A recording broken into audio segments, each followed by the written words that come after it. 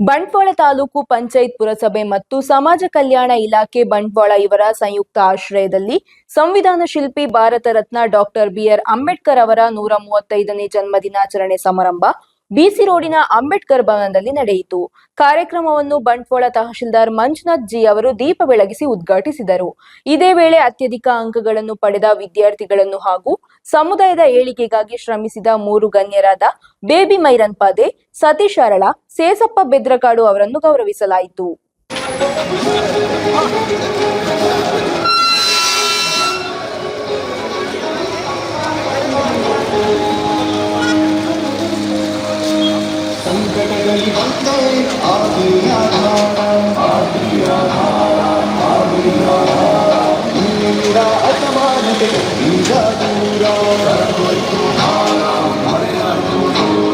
ಸಂಕಟದಲ್ಲಿ ಬಂದೆ ಆಧಾರ ನಿನ್ನಿಂದ ಅಸಮಾನತೆ ಈಗ ದೂರ ಅಸತೋಮ ಸದ್ಗಮಯ ತಮಸೋಮ ಜ್ಯೋತಿರ್ಗಮಯ ಮೃತ್ಯೋರ್ಮ ಅಮೃತಂಗಮಯ ಓಂ ಶಾಂತಿ ಶಾಂತಿ ಶಾಂತಿ.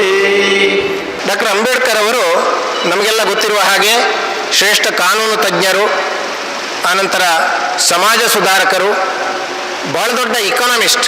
ಈ ಒಂದು ಮುಖ ಅಂಬೇಡ್ಕರ್ ಅವರ ವ್ಯಕ್ತಿತ್ವಕ್ಕೆ ಹಲವು ಆಯಾಮಗಳಿವೆ. ಅವರು ದೊಡ್ಡ ಇದ್ರು ಅನ್ನೋದು ಹೆಚ್ಚು ಜನರ ಗಮನದಲ್ಲಿ ಇಲ್ಲ. ಆದರೆ ಅವ್ರ ದೊಡ್ಡ ಸಂಶೋಧನೆಗಳು ಅರ್ಥಶಾಸ್ತ್ರದ ಮೇಲೆ ಕೂಡ ಇದೆ ಅನ್ನೋದು ನಮ್ಗೆ ಗೊತ್ತಿರಬೇಕು. ಆಮೇಲೆ ರಾಜಕಾರಣಿಯಾಗಿ ಅಥವಾ ಕಾನೂನು ಮಂತ್ರಿಗಳಾಗಿ, ಕಾನೂನು ಮತ್ತು ನ್ಯಾಯ ಇಲಾಖೆಯಲ್ಲಿ ಮಂತ್ರಿಗಳಾಗಿ ಅವರು ಸುಮಾರು 4 ವರ್ಷ 1947ರಿಂದ 51ರವರೆಗೆ ಕೆಲಸ ಮಾಡಿದರು.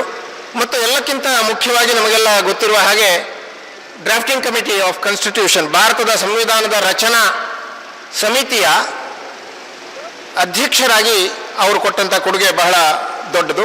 ರಾಜಕಾರಣದಲ್ಲಿ ಕೆಲವರಿಗೆ ಒಳ್ಳೆಯ ಅವಕಾಶ ಸಿಕ್ಕುವುದೇ 65 ವರ್ಷದ ನಂತರ. ಆದರೆ ಅಂಬೇಡ್ಕರ್ ಅವರು ಬದುಕಿದ್ದೇ 65 ವರ್ಷ. ಆದರೆ ಆ 65 ವರ್ಷಗಳ ಒಳಗೆ ಅವರು ಕಾನೂನು, ನ್ಯಾಯ, ರಾಜಕಾರಣ, ಸಮಾಜ ಸುಧಾರಣೆ ಹೀಗೆ ಅವರು ಸಾಧಿಸಿದಂತಹ ಸಾಧನೆ ಏನಿದೆ, ಏರಿದ ಎತ್ತರ ಏನಿದೆ, ರಾಷ್ಟ್ರೀಯ ಮಟ್ಟದಲ್ಲಿ ಮಾತ್ರ ಅಲ್ಲ, ಅಂತಾರಾಷ್ಟ್ರೀಯವಾಗಿ ಬಹಳ ದೊಡ್ಡದು. ಅಂಬೇಡ್ಕರ್ ಅವರ ಕನಸು ಒಂದು ಸಮಾನತೆಯ ಸಮಾಜವಾಗಿದ್ದರೆ ಆ ಸಮಾಜದ ಬುನಾದಿ ಮಕ್ಕಳಲ್ಲೇ ಇದೆ. ಮಕ್ಕಳ ಹಕ್ಕುಗಳನ್ನು ಕಾಪಾಡುವುದು ಎಂದರೆ ಭವಿಷ್ಯವನ್ನು ಕಾಪಾಡುವುದೇ ಆಗಿದೆ. ಈ ಅರಿವು ನಮ್ಮ ಕ್ರಿಯೆಗಳಲ್ಲಿಯೂ ಪ್ರತಿಫಲಿಸಿದಾಗ ಮಾತ್ರ ಅಂಬೇಡ್ಕರ್ ಅವರ ಚಿಂತನೆಗಳು ನಿಜಾರ್ಥದಲ್ಲಿ ಖಂಡಿತವಾಗಿ ಜೀವಂತವಾಗಿರುತ್ತೆ. ಜಾತಿ ಪಂಗಡದ ಮತ್ತು ಬುಡಕಟ್ಟು ಸಮುದಾಯದ ಅಭಿವೃದ್ಧಿ ಇಲಾಖೆಗಳಲ್ಲಿ ಇವರ ಸೇವೆಯನ್ನು ಗುರುತಿಸಿ ಗೌರವಿಸಲು ನಾವು ಹೆಮ್ಮೆ ಪಡುತ್ತೇವೆ.